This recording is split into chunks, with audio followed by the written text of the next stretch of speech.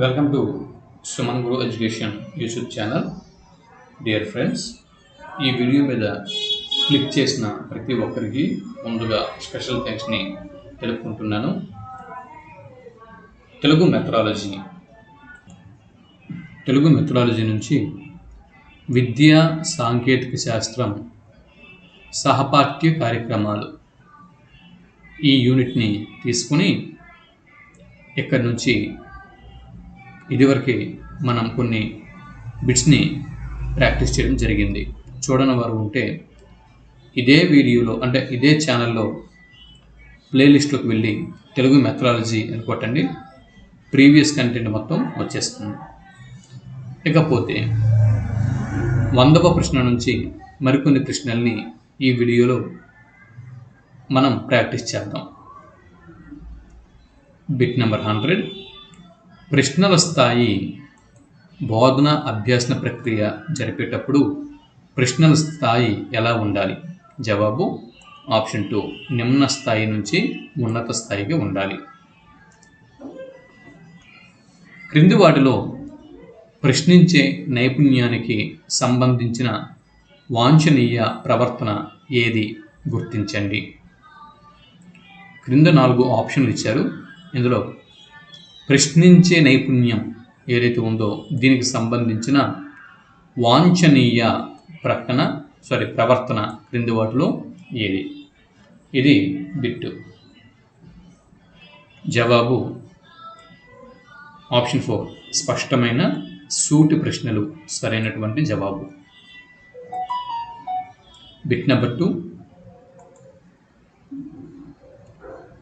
102వ bit.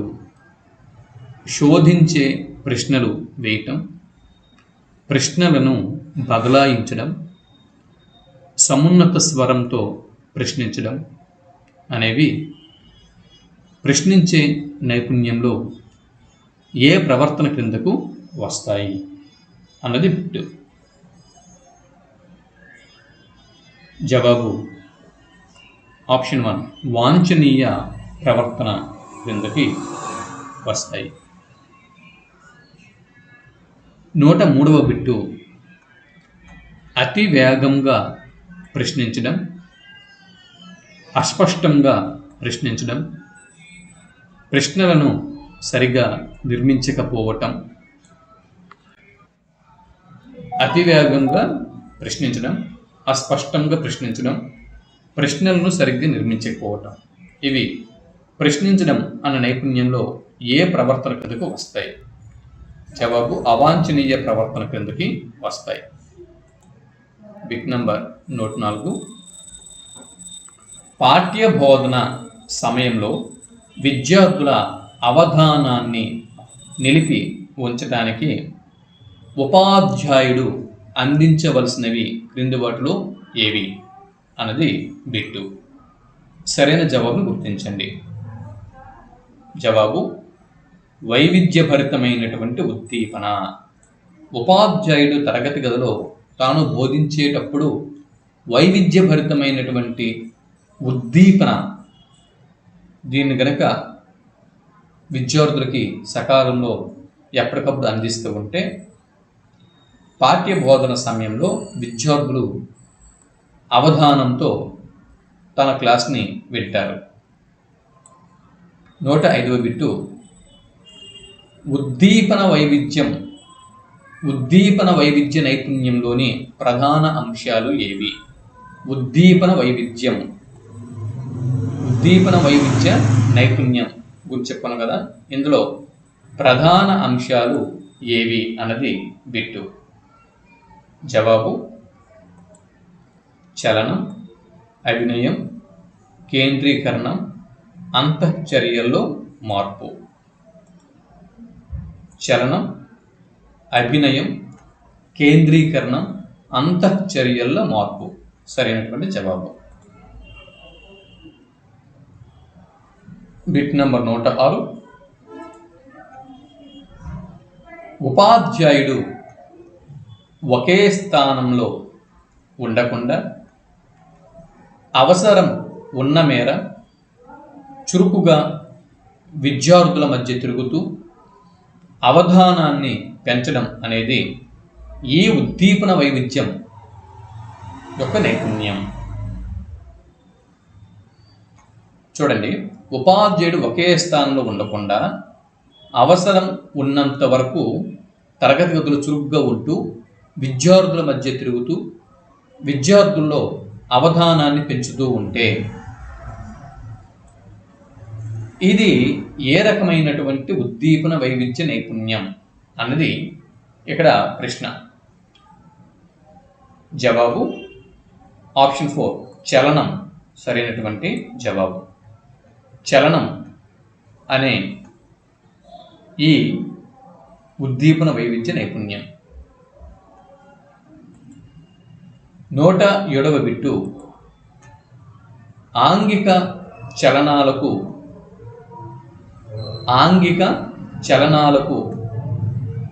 అభినయాన్ని జోడించడం ద్వారా విద్యార్థుల్లో అవధానాన్ని పెంచే ఉద్దీపన వైవిధ్య నైపుణ్యం క్రింది వాటిలో ఏది అన్నది బిట్టు. జవాబు ఆప్షన్ 2 అభినయం సరైనటువంటి జవాబు.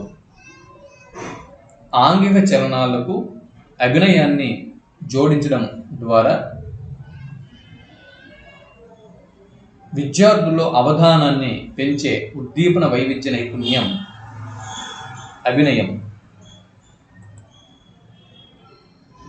బిట్ నంబర్ 108 విద్యార్థుల దృష్టిని తాను బోధిస్తున్న అంశం మీద కేంద్రీకరించడానికి ఉపాధ్యాయుడు తన మాటల ద్వారా అవధానాన్ని పెంచడం అనేది ఈ ఉద్దీపన వైవిధ్యం. విద్యార్థుల దృష్టిని తాను బోధిస్తున్న అంశం మీద కేంద్రీకరించడానికి ఒక ఉపాధ్యాయుడు తరగతి గదిలో ఒక విషయం మీద బోధిస్తున్నాడు. ఆ అంశం మీద విద్యార్థుల దృష్టిని కేంద్రీకరించాలి. ఎందుకోసం? ఉపాధ్యాయుడు తన మాటల ద్వారా అవధానాన్ని పెంచుతున్నాడు. అప్పుడు ఇది ఏ రకమైన ఉద్దీపన వైవిధ్యం అన్నది బిట్. జవాబు ఆప్షన్ 3 కేంద్రీకరణం సరైనటువంటి జవాబు.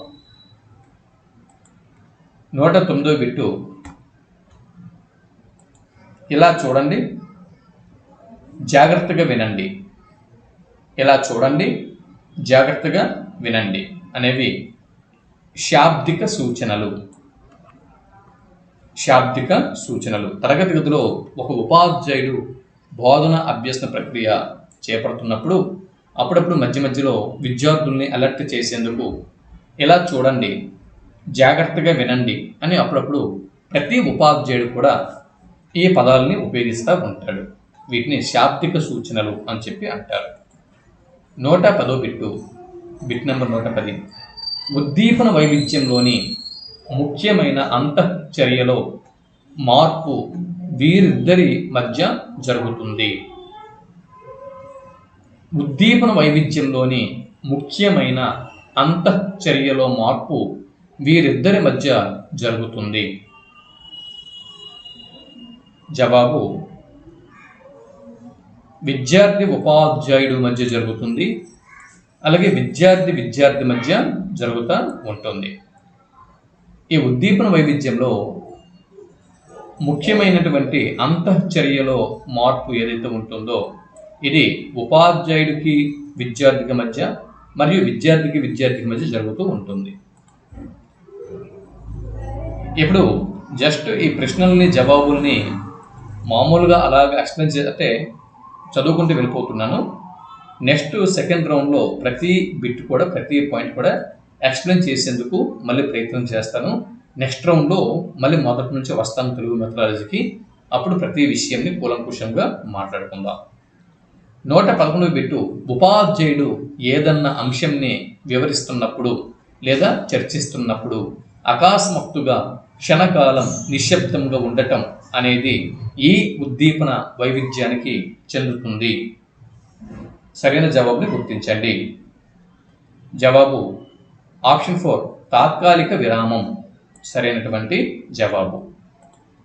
112వ బిట్టు ఉపాధ్యాయుడు బోధనలో దృశ్యం నుంచి శబ్దానికి, శబ్దం నుంచి దృశ్యానికి మారుతూ సమతుల్యత పాటించడం అనేది ఈ ఉద్దీపన వైవిధ్యంలోని అంశం. జవాబు దృశ్య శాబ్దిక మార్పు సరైనటువంటి జవాబు. 113 బిట్టు క్రింది వాటిలో ఉద్దీపన వైవిధ్యంలోని వాంఛనీయ ప్రవర్తనలను గుర్తించండి. ఉద్దీపన వైవిధ్యంలోని వాంఛనీయ ప్రవర్తనలను గుర్తించండి. జవాబు ఉద్దేశపూర్వక చలనం, స్వరస్థాయిని మార్చడం మరియు వాచిక అభినయం చేయటం. ఇవి సరైనటువంటి జవాబులు. విద్యార్థులలో ఏకాగ్రతను పాదుకొల్పలేకపోవటం, భంగం కలిగించడం. చూడండి, విద్యార్థుల్లో ఏకాగ్రతను పాదుకొల్పకపోవటం, భంగం కలిగించడం అనేవి ఉద్దీపన వైవిధ్యంలోని ఎటువంటి ప్రవర్తనకు చెందుతాయి? జవాబు అవాంఛనీయ ప్రవర్తనకు చెందుతాయి. 115 బిట్టు విద్యార్థి ప్రవర్తనను ఆశించిన దిశలో మలచడానికి వినియోగించే సాంకేతిక విధానాన్ని వర్ణించడానికి ఏ పదాన్ని ఉపయోగిస్తారు? విద్యార్థి ప్రవర్తన ఏదైతే ఉందో దీన్ని ఆశించిన దిశలో మలచాలి. ఉపాధ్యాయుడు విద్యార్థుల యొక్క ప్రవర్తనను తాను ఆశించినటువంటి విద్యా లక్ష్యాలు వేటినైతే ఆశిస్తున్నాయో వాటి ప్రకారం విద్యార్థి ప్రవర్తనను ఉపాధ్యాయులు మలచాల్సి ఉంటుంది. దీనికోసం ఉపాధ్యాయుడు వినియోగించే సాంకేతిక విధానం అనేది ఒకటి ఉంటుంది. ఈ సాంకేతిక విధానాన్ని వర్ణించటానికి ఈ పదాన్ని ఉపయోగిస్తారు అన్నది బిట్టు. జవాబు ఆప్షన్ 2 పునర్బలనం సరైనటువంటి జవాబు. 116 బిట్టు, బిట్ నంబర్ 116. బోధన అభ్యసన ప్రక్రియలో సత్ఫలితాలను సాధించటానికి విద్యార్థుల ప్రవర్తన ఆశించిన విధంగా రూపొందించి వారు అభ్యసనంలో పాల్గొనటానికి తగిన విధంగా ఉపాధ్యాయుడు వివేకంతో ఉపయోగించే పునర్బలనాల కళ క్రింది వాటిలో ఏది? చూడండి, బోధన అభ్యసన ప్రక్రియ, ఇందులో మంచి ఫలితాలను సాధించటానికి విద్యార్థుల యొక్క ప్రవర్తన ఏదైతే ఉందో విద్యార్థుల ప్రవర్తనని ఆశించిన విధంగా రూపొందించి అటువంటి విద్యార్థులు అభ్యసనం అన్న ప్రక్రియలో పాల్గొనటానికి తగిన విధంగా ఉపాధ్యాయుడి వివేకంతో కొన్ని పునర్బలనాలని ఉపాధ్యాయుడు ఉపయోగించాడు. ఇటువంటి కళ ఏ విధమైన కళ అన్నది ఇక్కడ ప్రశ్న. జవాబు పునర్బలన నైపుణ్యం అని చెప్పొచ్చు. ఇటువంటి కళని పునర్బలన నైపుణ్యం అని చెప్పొచ్చు. 117 బిట్టు, బిట్ నంబర్ 117. విద్యార్థుల్లో అభ్యసన ప్రవర్తనలను మెరుగుపరిచే పునర్బలనంలోని రకాలు. విద్యార్థులలో అభ్యసన ప్రవర్తన వీటిని మెరుగుపరిచే పునర్బలనంలోని రకాలు. జవాబు 2 రకాలు. అవి చూడండి, క్రింది వాటిలో అనుకూల పునర్బలనం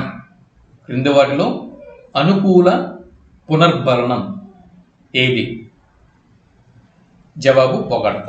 ఎస్, విద్యార్థుల్ని మనం ఎప్పుడూ కూడా ఉపాధ్యాయులుగా పొగుడుతూ ఉండాలి.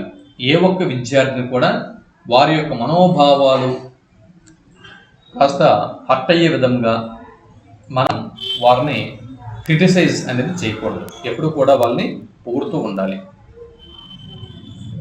ఇకపోతే క్రింది వాటిలో విద్యార్థులలో వాంఛనీయ ప్రవర్తనలను ప్రతిస్పందనలను ప్రోత్సహించేది. విద్యార్థులలో వాంఛనీయ ప్రవర్తనలను ప్రతిస్పందనలను ప్రోత్సహించేది క్రింది వాటిలో ఏది? ఇది బిట్టు. జవాబు అనుకూల పునర్బలనం సరైనటువంటి జవాబు. 120వ బిట్టు.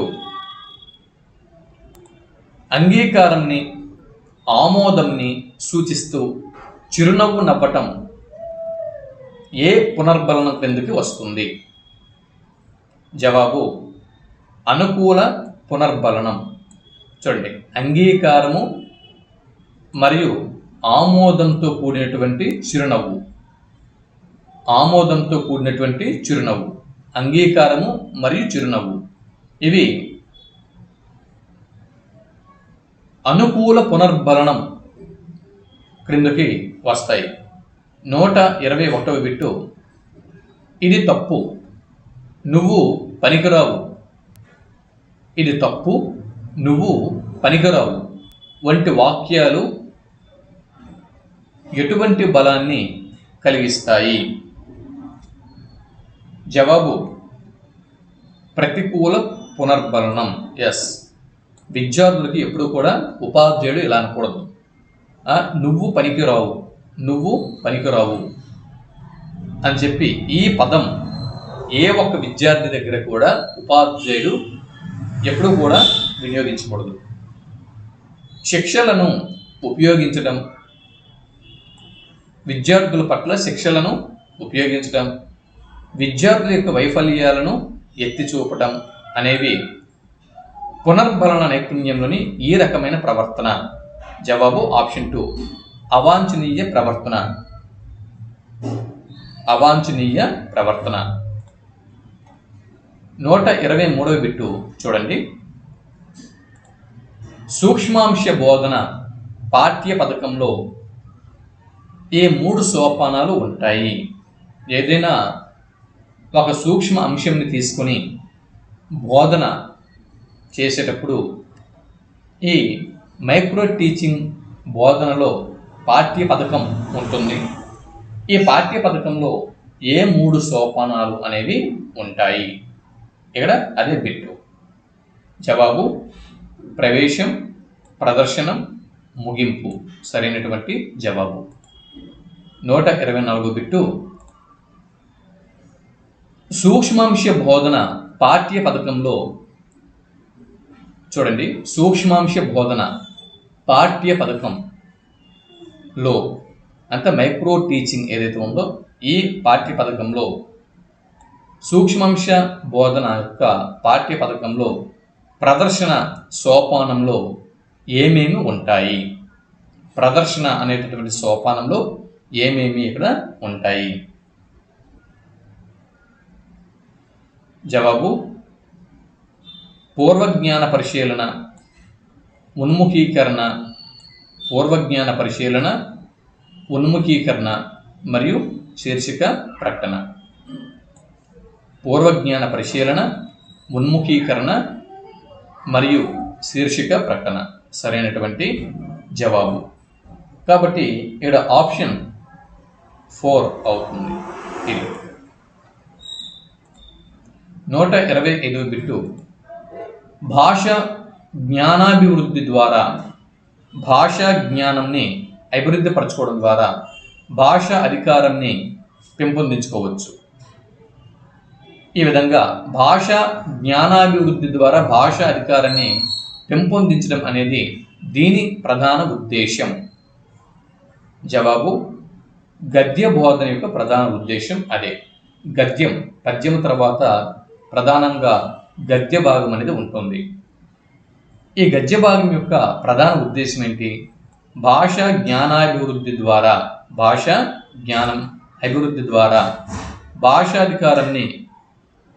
అధికారాన్ని పెంపొందించటం అనేది గద్య బోధనలోని ప్రధాన ఉద్దేశం.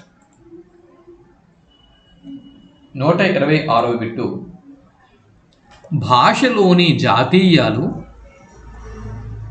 జాతీయాలు, లోకోక్తులు, సామెతలు, నుడికారంని గుర్తించి భాషణ జరపడం మరియు ఆ నుడికారంని లేఖనాలలో వినియోగించడం దీని ప్రధాన ఉద్దేశం.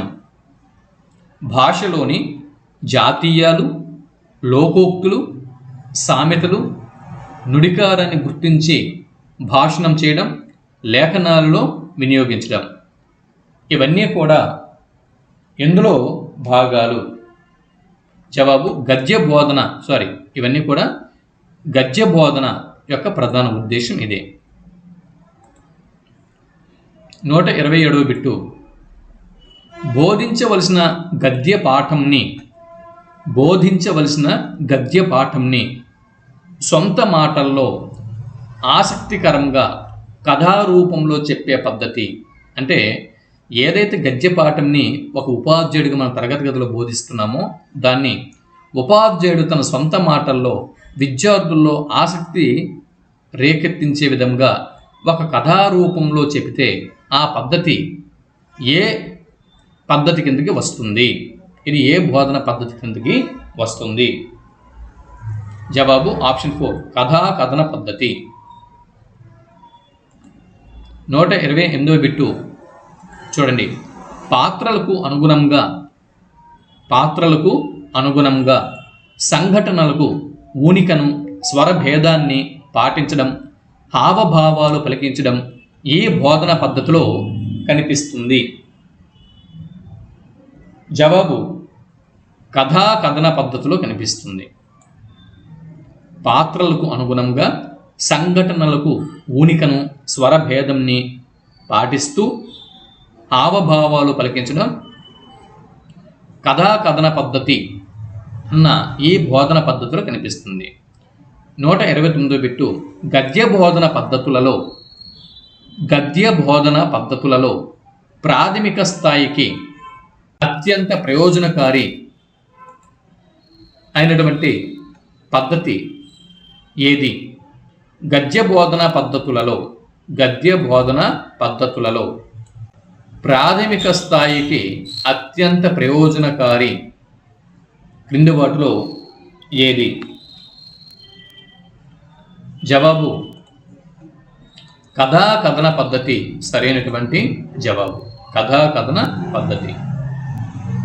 ఇకపోతే పాఠ్యాంశంని కేంద్రంగా గ్రహించి విద్యార్థులను ప్రశ్నిస్తూ సమాధానాలను ఉపాధ్యాయుడు రాబట్టే పద్ధతి క్రింది వాటిలో ఏది? పాఠ్యాంశాన్ని కేంద్రంగా గ్రహించి విద్యార్థులని ప్రశ్నిస్తూ విద్యార్థుల నుంచి సమాధానాలను ఉపాధ్యాయుడు రాబట్టే పద్ధతి ఏదైతే ఉందో అది ప్రశ్నోత్తర పద్ధతి కదా. నెక్స్ట్ 131వ బిట్ని చూస్తున్నాం. ప్రశ్నోత్తర పద్ధతిలో గద్య బోధన ఈ స్థాయి విద్యార్థులకి ఉపకరిస్తుంది? జవాబు ప్రాథమిక స్థాయి నుంచి ఉన్నత స్థాయి వరకు అన్ని స్థాయి విద్యార్థులకి కూడా ఈ ప్రశ్నోత్తర పద్ధతిలో గద్య బోధన జరపవచ్చు. అన్ని స్థాయి విద్యార్థులకు అది ఉపయోగకరమైనది. 132వ బిట్ని విద్యార్థులలో ఆలోచనలు రేకెత్తించడానికి విద్యార్థుల్లో దాగి ఉన్న భావనలను వారికి తెలియకుండానే దాగి ఉన్నటువంటి వివిధ భావనలను విమర్శన, విశ్లేషణ శక్తులను బహిర్గతం చేయటానికి ఈ గద్య బోధన పద్ధతి ఉపయోగపడుతున్నది. జవాబు ప్రశ్నోత్తర పద్ధతి సరైనటువంటి జవాబు. విద్యార్థులు పాఠ్యాంశంని మౌనంగా చదివిన తర్వాత చర్చను నిర్వహిస్తే అది ఏ రకమైనటువంటి బోధనా పద్ధతి? జవాబు ఆప్షన్ 3 చర్చా పద్ధతి. 134వ బిట్టు చర్చా పద్ధతి ఏదైతే ఉందో ఈ చర్చా పద్ధతిలో చర్చ జరుగుతున్నప్పుడు చివరిగా ఉపాధ్యాయుడు చేయవలసిందేది? అంటే చర్చా పద్ధతిలో బోధన అభ్యసన ప్రక్రియ జరిగినప్పుడు ఫైనల్గా ఉపాధ్యాయుడు ఏం చేయాల్సి ఉంటుంది? జవాబు ఆప్షన్ 3 సాధారణీకరణం చేయటం. చర్చని సాధారణీకరణం చేసి ఆ చర్చా పద్ధతుల బోధన అభ్యసన ప్రక్రియను ముగించాలి. 135వ బిట్టు చర్చా పద్ధతిలో గద్య బోధన చేయటానికి అనుకూలమైన స్థాయి ఏది? చర్చా పద్ధతిలో గద్య బోధన చెయ్యటానికి అనుకూలమైన స్థాయి. జవాబు మాధ్యమిక స్థాయి నుంచి ఉన్నత స్థాయి వరకు. అంటే ఒక్క ప్రాథమిక స్థాయిని పక్కన పెట్టి, ప్రైమరీ క్లాసెస్ని పక్కన పెట్టి, మిడిల్ క్లాసెస్ అండ్ హయ్యర్ క్లాసెస్కి ఈ చర్చా పద్ధతి అనుకూలంగా ఉంటుంది. 136వ బిట్టు విద్యార్థులు కేవలం శ్రోతలుగా వింటూ ఉండే గద్య బోధన పద్ధతి క్రింది వాటిలో ఏది? విద్యార్థులు కేవలం శ్రోతల్ని చేసే గద్య బోధన పద్ధతి ఏది? జవాబు ఉపన్యాస పద్ధతి. ఇక్కడ విద్యార్థులు కేవలం శ్రోతలుగానే స్తబ్దుగా ఉంటారు. 137వ బిట్టు ఉపన్యాస గద్య బోధన పద్ధతి కేవలం ఈ పిల్లలకు మాత్రమే ఉపకరిస్తుంది. జవాబు అత్యంత ప్రతిభావంతులైనటువంటి పిల్లలకి, అత్యంత ప్రతిభావంతులు అయినటువంటి పిల్లలకు ఉపన్యాస గద్య బోధన పద్ధతి ఉపయోగపడుతుంది. 138వ బిట్టు కేవలం పాఠ్యాంశంని పఠిస్తూ వివరించే గద్య బోధన పద్ధతి క్రింది వాటిలో ఏది? గుర్తించండి. జవాబు ఆప్షన్ 4 పఠన పద్ధతి. కేవలం పాఠ్యాంశాన్ని పఠిస్తూ అదే పఠన పద్ధతి. నెక్స్ట్ విద్యార్థికి 139వ బిట్టు విద్యార్థికి అవగాహన క్లిష్టత ఉన్న అంశాలను లేదా వాచకంలోని సమాచారాన్ని విద్యార్థులకు అందించవలసి వచ్చినప్పుడు ఉపాధ్యాయుడు ఏ గద్య బోధన పద్ధతిని ఉపయోగించాలి?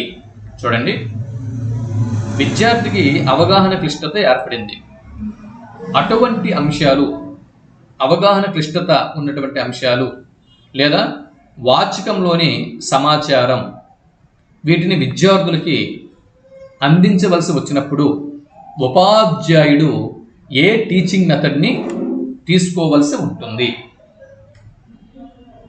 జవాబు వివరణ పద్ధతి సరైనటువంటి జవాబు. Explanation method. 140వ బిట్టు పాఠ్య బోధనలో భాగంగా నూతన పదజాలంని పరిచయం చేస్తున్నప్పుడు, పద విభాగం చేయిస్తున్నప్పుడు ఏ గద్య బోధన పద్ధతి అనుకూలం? ఏ గద్య బోధన పద్ధతి అనుకూలం? జవాబు ఉదాహరణ పద్ధతి సరైనటువంటి జవాబు. పాఠ్య బోధనలో భాగంగా నూతన పదజాలాన్ని పరిచయం చేస్తున్నప్పుడు, పద విభాగం చేయిస్తున్నప్పుడు ఇక్కడ ఉదాహరణ పద్ధతి ఏదైతే ఉందో ఏ గద్య బోధన పద్ధతి అనుకూలంగా ఉంటుంది. ఇక 140వ బిట్ అయింది. 141వ బిట్టు 141వ బిట్టు పాఠంలోని విశేషాలను ప్రశంసాపూర్వకంగా చెప్పడం. పాఠంలోని విశేషాలను ప్రశంసాపూర్వకంగా చెప్పడం ద్వారా విద్యార్థులలో ఆసక్తిని, అభిరుచిని పెంపొందించే పద్ధతి క్రింది వాటిలో ఏది? పాఠంలోని విశేషాలను ప్రశంసాపూర్వకంగా చెప్పడం ద్వారా ఏమవుతుంది? విద్యార్థుల్లో ఆసక్తి మరియు అభిరుచి పెరుగుతాయి. మరి ఇటువంటి టీచింగ్ మెథడ్ని ఏమంటారు అంటే ప్రశంస పద్ధతి అని చెప్పి అంటారు.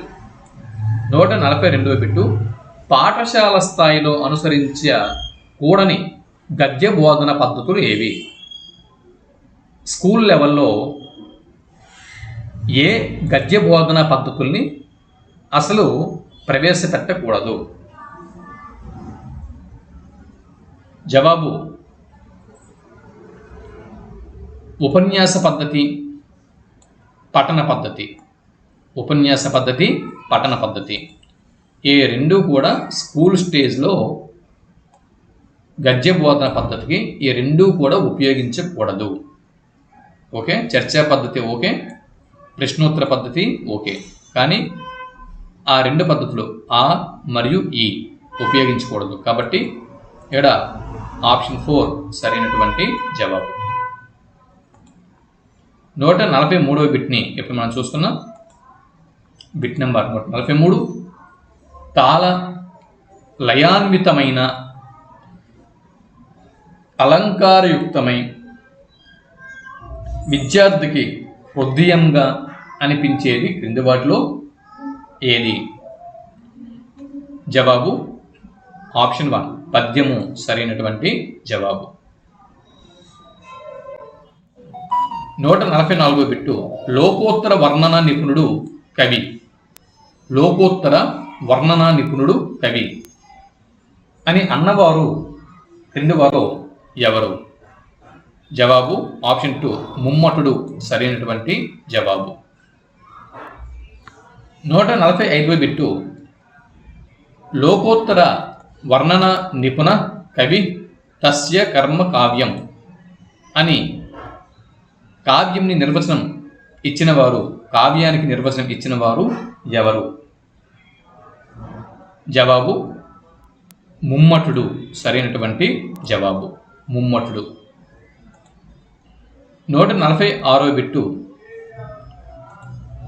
సహితములు అయిన శబ్దార్థాలు కావ్యాలు, సహితములు అయినటువంటి శబ్దార్థాలు కావ్యాలు అన్నది క్రింది వారిలో ఎవరు? జవాబు భామహుడు. భామహుడు. చూడండి 147వ బిట్టు శబ్దార్థౌ సహితౌ కావ్యం అని అన్నవారు ఎవరు? జవాబు భామహుడు. వాక్యం రసాత్మకం కావ్యం, వాక్యం రసాత్మకం కావ్యం అన్నవారు ఎవరు? జవాబు విశ్వనాథుడు. రమణీయ అర్ధ ప్రతిపాదిక శబ్దం కావ్యం, రమణీయ అర్ధ ప్రతిపాదిక శబ్దం కావ్యం అన్నవారు క్రింది వారిలో ఎవరు? జవాబు జగన్నాథ పండితరాయలు. జగన్నాథ పండితరాయలు. 150వ బిట్టు బిట్ నంబర్ 150. శక్తిమంతాలు అయినటువంటి భావాలు, శక్తిమంతాలైనటువంటి భావాలు సహజంగా ఉప్పొంగడమే కవిత్వం అని నిర్వచించిన వారు క్రింది వారిలో ఎవరు? జవాబు ప్రముఖ ఆంగ్ల కవి వర్డ్స్వర్త్. ఇంగ్లీష్ పోయెట్ అయినటువంటి వర్డ్స్వర్త్ శక్తివంతాలైన భావాలు సహజంగా ఉప్పొంగడమే కవిత్వం అని పలికారు.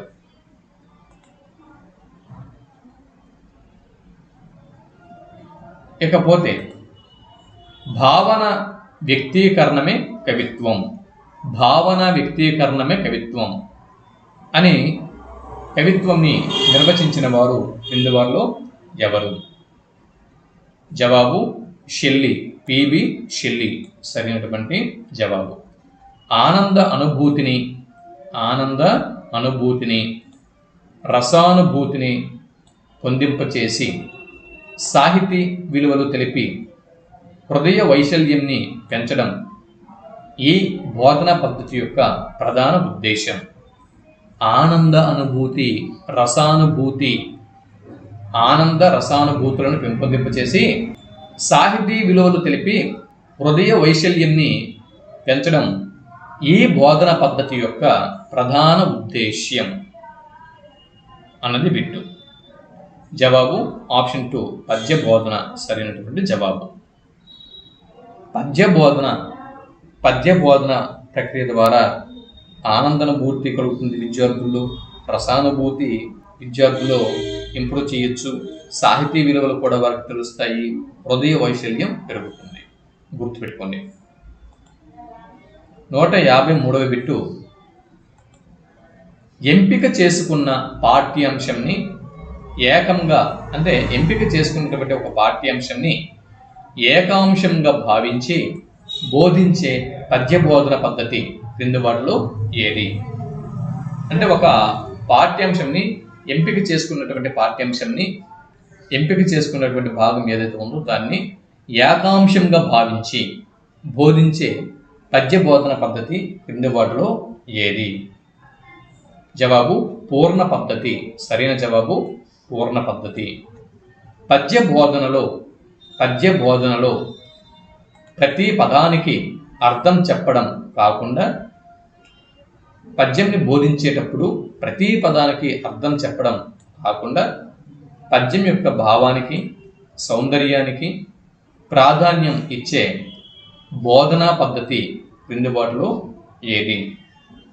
జవాబు ఆప్షన్ 3 పూర్ణ పద్ధతి సరైనటువంటి జవాబు. పద విభజన